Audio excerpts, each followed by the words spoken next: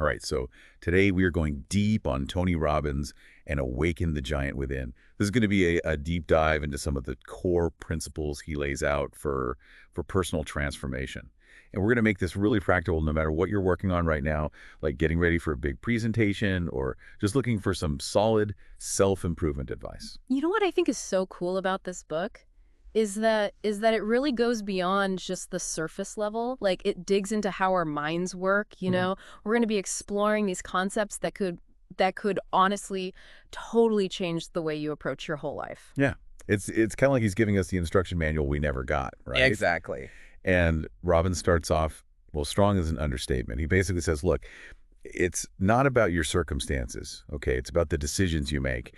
And then he uses this amazing story about Ed Roberts to really drive home the point. Oh yeah, Ed Roberts. He was, well, essentially paralyzed from the neck down. But here's the thing, he didn't let that define him, you know? Instead of focusing on his limitations, he became this huge advocate for people with disabilities. Actually, he was instrumental in making Berkeley, California, the first city in the entire U.S. to be fully wheelchair accessible. It's almost like he reshaped the entire environment to fit his vision. Right. Like it makes you realize if he can create that kind of change, then what could I possibly achieve if I really truly set my mind to it? And the thing is, Robbins isn't just, talking the talk, he's walked the walk, right? Remember when his business went over $700,000 in debt?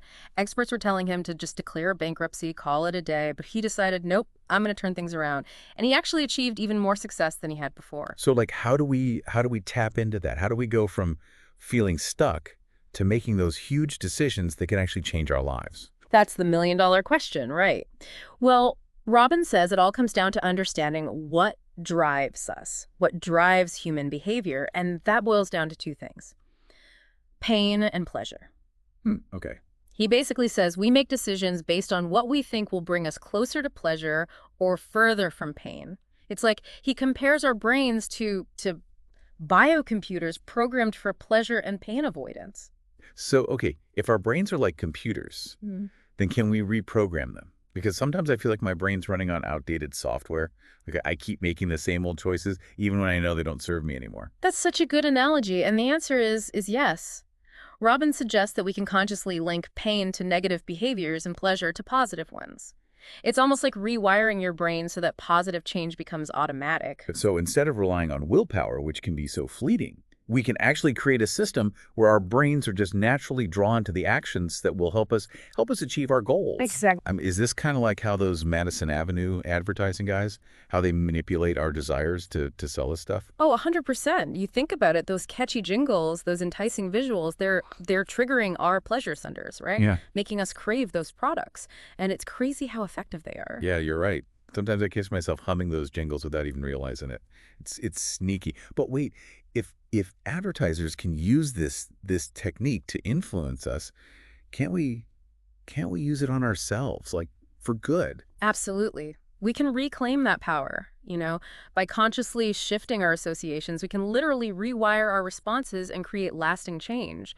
Instead of reaching for that extra cookie, we can associate pleasure with healthier choices, and then boom, those healthier choices become almost effortless. Okay, so we have the power of decision, and we can kind of rewire our brains by understanding this pain-pleasure principle. So what's the next piece of this personal transformation puzzle?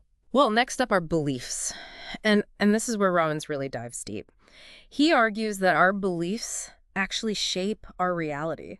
They're like these self-fulfilling prophecies that influence everything we do. I think about that story he tells about the teacher, Marva Collins. She worked in a low-income neighborhood where a lot of people they had such low expectations for the kids. But Marva Collins, she truly believed in her students' potential. She truly did, even when no one else did. And her students, well, they thrived. It's like her belief in them actually became their reality. Yeah. It's amazing. It makes you think if you believe you're going to fail, you're almost guaranteeing that outcome. But if you believe in yourself, in your ability to succeed, you open up like a whole world of possibility. It's like Henry Ford said, whether you think you can or you think you can't, you're right. That's a good one. Yeah. I like that. It's so true though, isn't it? Yeah. But how do we shift those limiting beliefs that are holding us back and adopt more empowering ones? Well, Robbins suggests this really cool technique, modeling successful people. He says by studying their beliefs and actions, we can kind of get a glimpse into their mindsets, and then start to incorporate those empowering beliefs into our own lives.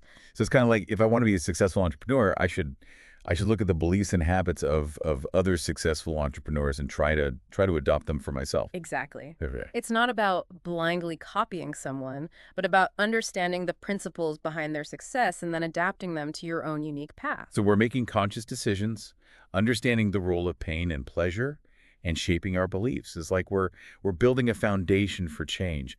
What's the next step in this journey? Well, Robbins really emphasizes that personal growth isn't a destination, it's a process. He calls it CANI, constant and never-ending improvement.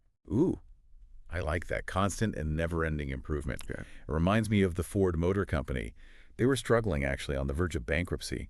But then they embraced this concept of continuous improvement, focusing on quality and streamlining their processes. Yeah. And they turned the whole company around. It's incredible how powerful that shift in mindset can be.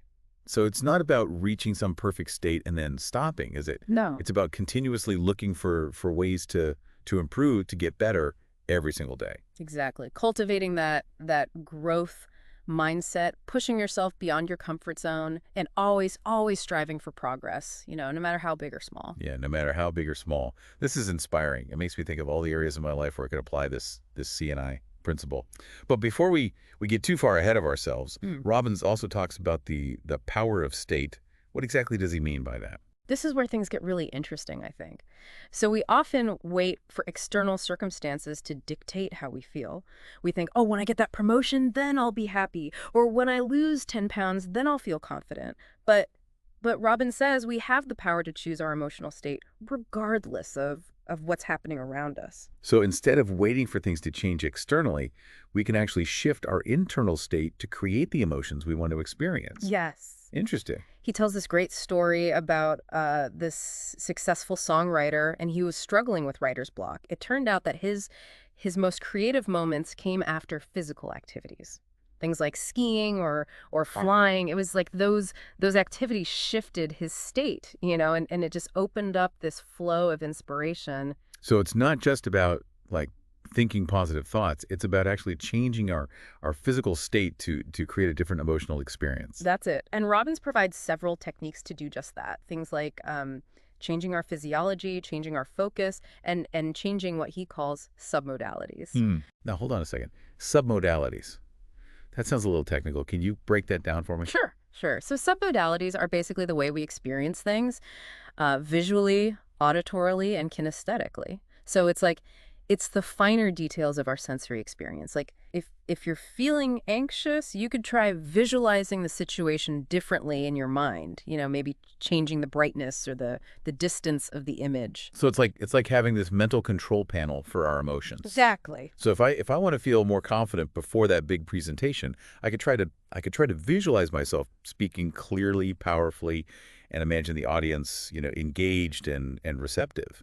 And that would actually change how I feel. The more we practice manipulating these submodalities, the better we become at controlling our emotional state. And the best part is we can start using these techniques right away. This is amazing. Okay. We're not just talking about positive thinking. We're talking about rewiring our brains for success and happiness. Exactly. And it's not about fleeting moments of happiness. It's about creating a more, fulfilling and empowered life experience overall. Okay. So we've talked about decisions, pain and pleasure, beliefs, constant improvement, and now this amazing power of state. What other treasures lie within this book? Well, next, Robbins emphasizes the importance of setting goals, but not just any goals. He calls it the magnificent obsession.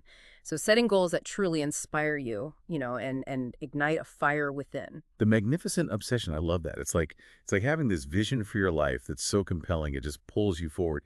He shares that great story about O.J. Simpson, who, as a child, boldly told Jim Brown that he was going to break all of his football records. And guess what he did? It's a powerful example of how a truly compelling goal can propel you toward extraordinary achievements. And Robbins encourages us to set goals across all areas of life, career, finances, relationships, personal growth, the whole shebang. So it's not just about like professional success. It's about crafting a vision for your life that encompasses everything that truly matters to you. Exactly. But setting goals isn't enough. We also need to understand the values that drive us, that internal compass that guides our choices, and make sure that our goals are aligned with them. He talks about how values determine our destiny. It's like if you're not living in alignment with them, you're going to feel this constant internal conflict. It's like trying to drive a car with one foot on the gas and the other one on the brake. That's such a good analogy. And Robbins breaks down values even further. He talks about moving toward values and moving away from values. Think about the things you're, drawn to in life. Maybe it's freedom or connection or creativity. Those are your moving toward values, right? The positive emotions that you seek out. Now think about what you tend to avoid. Maybe it's conflict or rejection or failure. Those you're moving away from values. I'm starting to see how this all connects. It's about being aware of both what we're drawn to and what we're trying to avoid so that we can make choices that truly align with who we are. It's like creating this internal roadmap guiding us towards a destination that feels truly fulfilling. It's about taking control of your journey, and steering it towards a destination that resonates with your deepest desires. All right, so we've talked about decisions, pain and pleasure, beliefs, continuous improvement, and this amazing power of state. Wow, we've covered a lot of ground. It's like we're assembling a comprehensive toolkit for transformation. What's next? This is where we start peeling back even more layers. Robbins introduces the concept that our unconscious rules actually dictate when we experience pain and pleasure. It's like having a set of internal guidelines that determine our emotional responses to different situations. Exactly. And like our beliefs, these rules can either empower us or disempower us. He tells this funny story about a man who defines success as being above ground each day. That's hilarious. It makes you think, though, it's all about perspective, isn't it? It really is. Like we have so much power in defining what happiness and success actually mean to us. Robbins encourages us to, examine our rules for various aspects of our lives, making sure that they're supporting our values and our goals rather than holding us back. So it's about becoming aware of those unconscious scripts running in the background and rewriting them to create a more empowering narrative. Exactly. Taking control of our inner world so it aligns with the life we want to create. Okay, so we're becoming aware of our decision-making patterns, our values, and even our unconscious rules. What else is there? Now we're going to delve into the power of language. Robbins argues that the words we use to describe our experiences actually shape those very experiences. It's like our words have this hidden power to create our reality. Precisely. He even shares a story about a CEO who started using the word overwhelmed a lot, and he began experiencing similar negative emotions to a colleague who frequently used that term. It was if the word itself carried an emotional charge that he unknowingly absorbed. Whoa, that's wild. It makes you wonder how much our language patterns are shaping our emotional reality without us even realizing it. It really does, and it highlights the importance of consciously choosing words that create empowering emotional states. So instead of saying, I'm stressed out, we might say, I'm feeling a bit challenged right now. Yeah. Would that simple shift in language actually make a difference? Absolutely. It's about shifting your language to create a more positive and supportive internal dialogue. It's like giving your mind a linguistic upgrade. I love that, a linguistic upgrade. So we're not just changing our thoughts and beliefs, we're upgrading the very language we use to describe our experiences. What else? He dives into the power of metaphors. He explains how metaphors can instantly shape our perceptions and the intensity of our emotions. You use examples of disempowering metaphors like the weight of the world or hitting a wall. Right, right. And he encourages us to replace them with more empowering ones. Yeah. What's so fascinating about metaphors is that they bypass our conscious filters and tap directly into our emotional centers. It's like a shortcut to changing our feelings and perspective. So instead of saying I'm stuck, we might say I'm at a crossroads, exploring new possibilities. Exactly. It's about reframing our challenges and seeing them as opportunities for growth and expansion. This deep dive is making me think about the stories I'm telling myself, and the language I'm using. It's almost like I'm seeing my own thought patterns in a whole new light. That's the beauty of it. It's about becoming aware of our internal narratives and consciously shaping them to create a more empowering and fulfilling life experience. So we've explored decisions, beliefs, values, rules, language, and even metaphors. It feels like we're really starting to understand the intricate workings of our minds. What else? Well, next we venture into the realm of mastering emotions. Robbins encourages us to reframe negative emotions as action signals. I like that. Right. It's like instead of viewing our emotions as something to be like suppressed or avoided, we can see them as messengers trying to guide us towards positive change. Exactly. He gives a brief overview of common action signals, things like hurt or anger, frustration, guilt, inadequacy, and loneliness. And then he explains the underlying messages they're trying to convey. So instead of like resisting those emotions, we can learn to decode their messages and use them as fuel for positive change. For example, if I'm feeling hurt, maybe it's a sign that a boundary has been crossed or that I need to communicate my needs more clearly. Exactly. It's about becoming more emotionally intelligent and using our emotions as a compass rather than letting them control us. This is a powerful shift in perspective. It's like transforming our relationship with our emotions from one of conflict to one of collaboration. Precisely. It's about recognizing that our emotions are not our enemies. They're actually valuable allies in our journey of growth and self-discovery. Wow, this deep dive is giving me a lot to think about, Yeah. but in a good way. It's Yeah. it's like a mental workout for my personal growth muscles. That's exactly the intention. I mean, we've covered so much ground already, and I know there's still more to explore.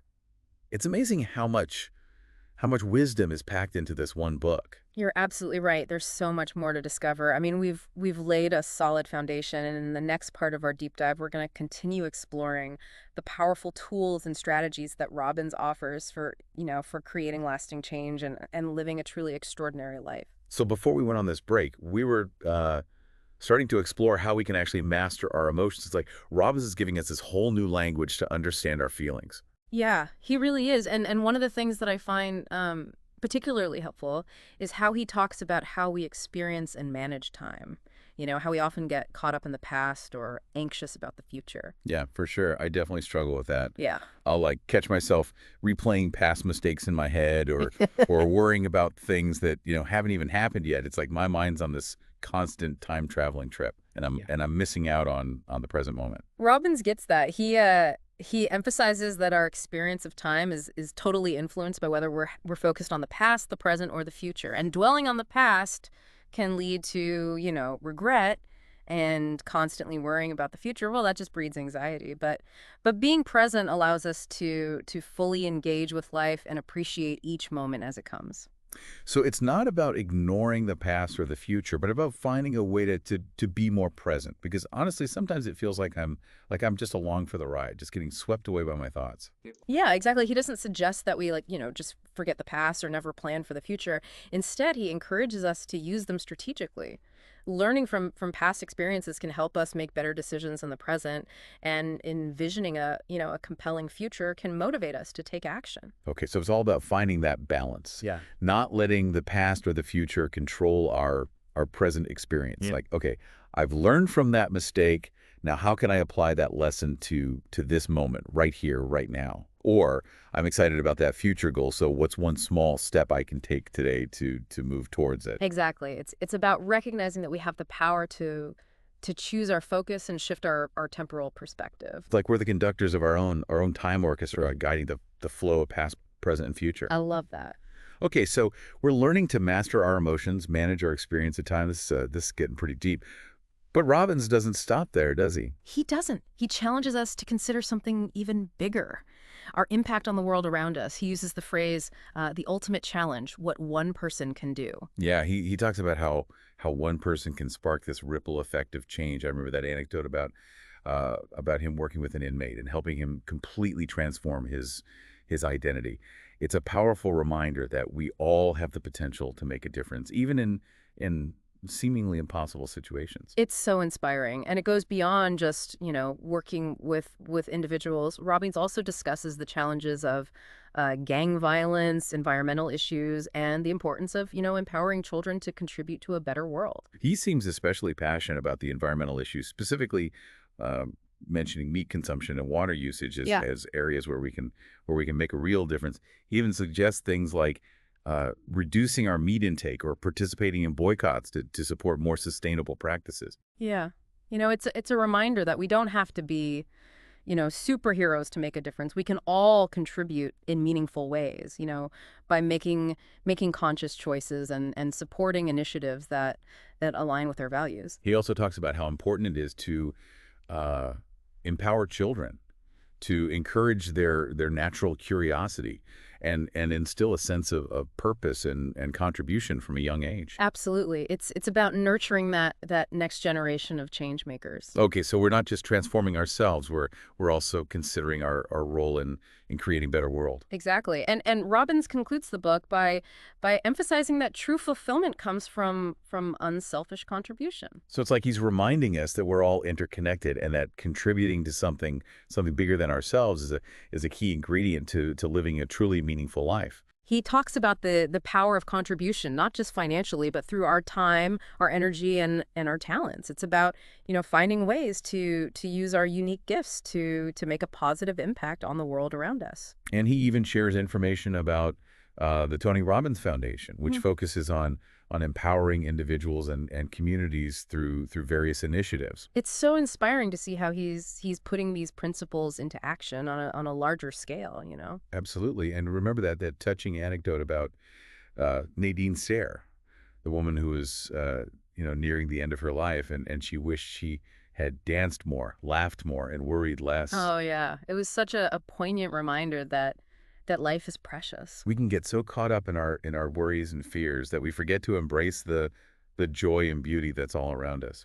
It's a beautiful message about the importance of, embracing our full potential and living with passion. This deep dive is making me think about my priorities and how I'm spending my time. That's the power of Robin's work. It, Yeah. it challenges us to question our assumptions and explore new possibilities. Okay, so we've covered a lot of ground in this deep dive: the power of decisions, the role of beliefs, the importance of values, mastering our emotions, understanding our relationship with time, and even considering our impact on the world. It's like a masterclass in personal transformation. It's been quite a journey, hasn't it? It really has. And we've only just scratched the surface of what Awaken the Giant Within has to offer. I'm already feeling inspired to go back and reread the book, highlight all the key passages. I think that's a great idea. And as we move into the final part of our deep dive, we'll synthesize the key takeaways, and leave our listeners with some thought-provoking questions to ponder. Okay, so we spent the last couple hours really digging deep into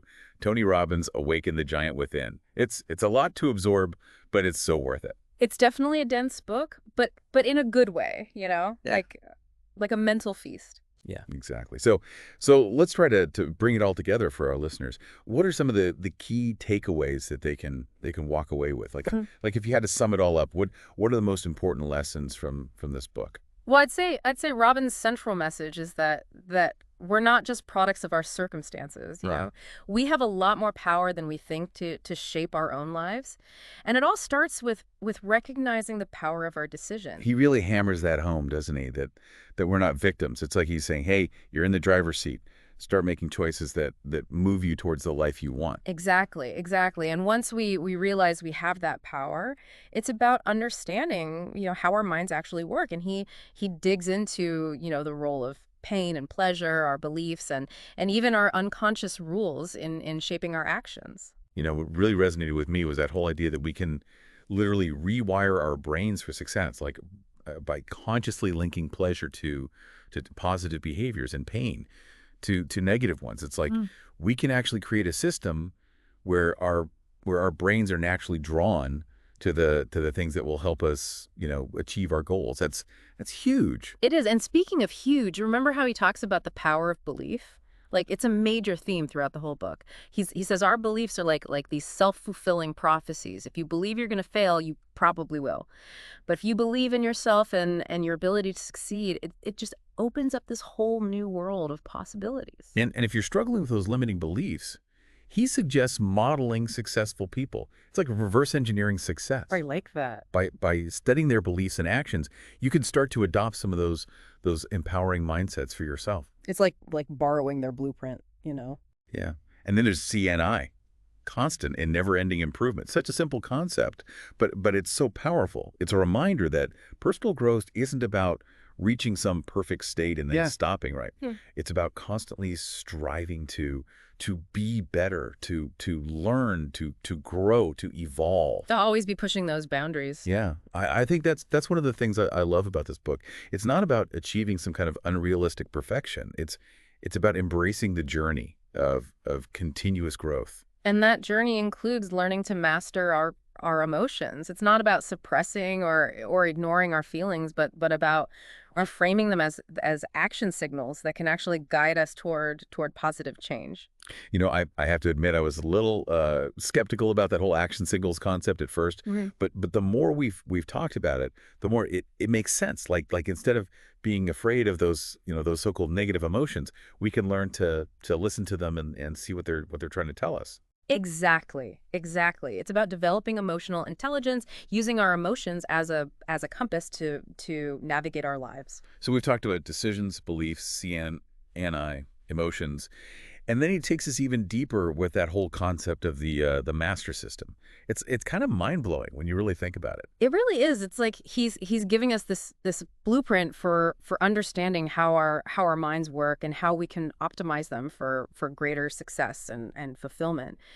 He breaks it down into these 6 key elements: Hmm. our states, the questions we ask, the values that drive us, the rules that govern our behavior, the references that shape our beliefs, and the identity we embrace. So he's saying that if we can understand and consciously shape these elements, we can unlock our full potential and create a life that truly reflects our deepest desires.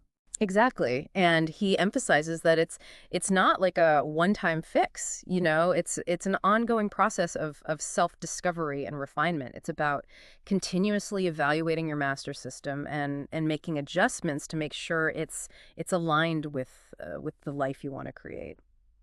So it's not about reaching some idealized state of perfection. It's about continuously evolving, right? Yeah. And becoming more aligned with our true selves. It's a journey, not a destination. That's a great way to put it. And the beauty of it is that it's a unique journey for each individual. Yeah. There's no right or wrong way to do it. It's about finding the tools and strategies that resonate with you and using them to create a life that feels meaningful and fulfilling. As we've been talking about all of this, it's really hit me that personal transformation is within everyone's reach. It's not about some magical formula or overnight success. It's about understanding the principles that govern our minds and behaviors and applying them consistently to create lasting change. I couldn't agree more. It's about taking ownership of our thoughts, our emotions, and our actions, and using them to craft a life that aligns with our values and aspirations. Robbins has given us the roadmap, but ultimately it's up to each individual to take the wheel and navigate their own path to transformation. And that's both the challenge and the beauty of it. We have the power to create a life that feels truly meaningful and fulfilling, but it takes awareness, commitment, and consistent action. Well said. So as we wrap up this deep dive into Awaken the Giant Within, I want to leave our listeners with this final thought. Think about your own master system, those states you experience, the questions you ask, the values that drive you, the rules you live by, the references that shape your beliefs, and the identity you embrace. Examine these elements not with judgment, but with a sense of curiosity and a willingness to learn and to grow. What one small shift could you make today that would set you on a path towards greater joy, greater fulfillment, greater impact? Hold on to that question as you continue on your own journey of personal transformation. And remember, the power to create a truly extraordinary life lies within each and every one of us. Thanks for joining us.